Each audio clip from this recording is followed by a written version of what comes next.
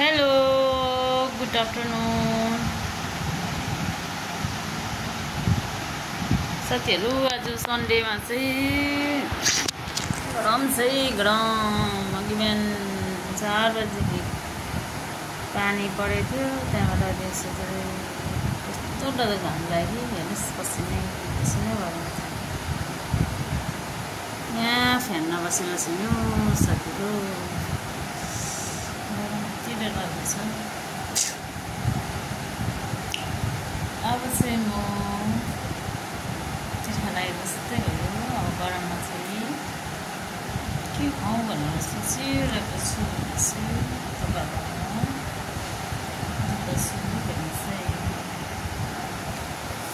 अब चाहिँ म के खान आँटेको होस्।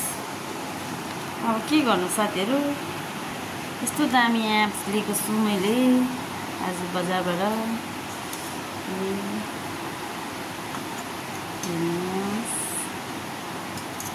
अब म मजाले आँपलाई धोएर चाहिँ काट्छु है।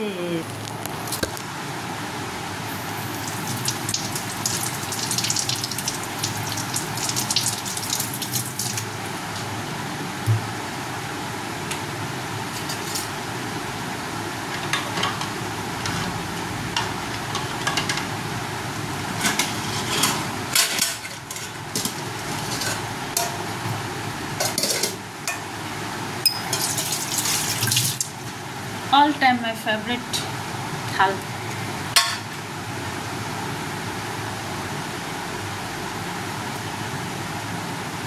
के गर्नु, गरमले आँपलाई माग्छ, खानै पर्यो। नाइस गुलियो छ कि आँप चाहिँ। मैले हिजो टेस्ट गरेको, अस्ति दिन लिएको थिएँ, आज फेरि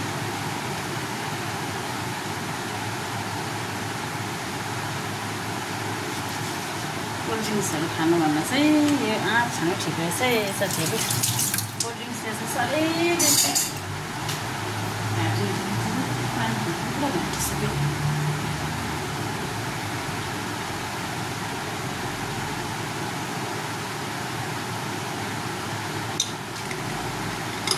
गरममा त पुरा सेलेको पानी खानुपर्छ। हुँदो रहेछ।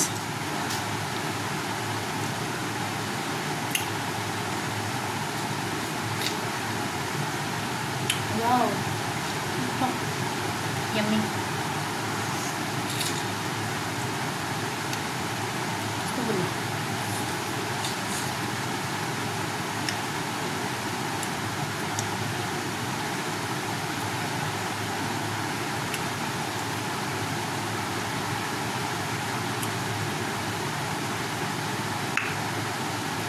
Tasty.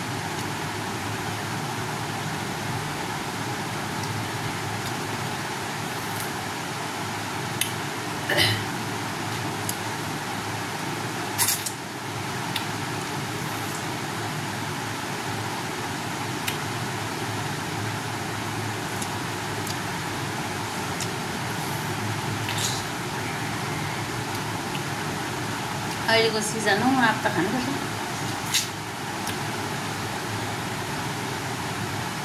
अब जुन जुलाईको पनि मिठो हुन्छ आँप।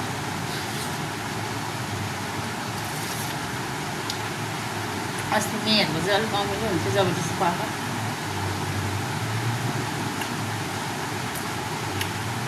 अर्को दामी।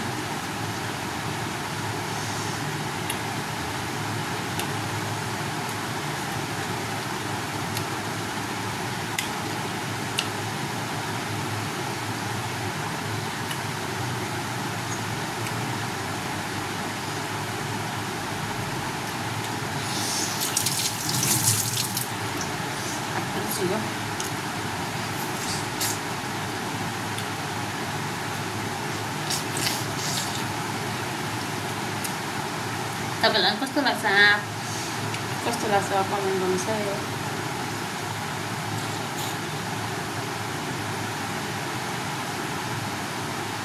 कतिजनालाई मनपर्छ, कतिजनालाई मन पर्दैन होला।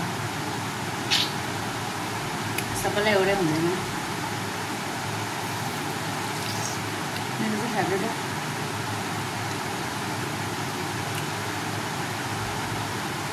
एप्पल आलु साथ चाहिँ मलाई पुरा मन छ फ्रुट्सहरू भयो भने चाहिँ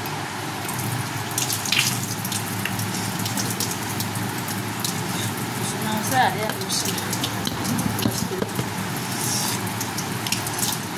यो दुइटा चाहिँ मैले खान सकिनँ हो अहिले चाहिँ पुरै खान्छु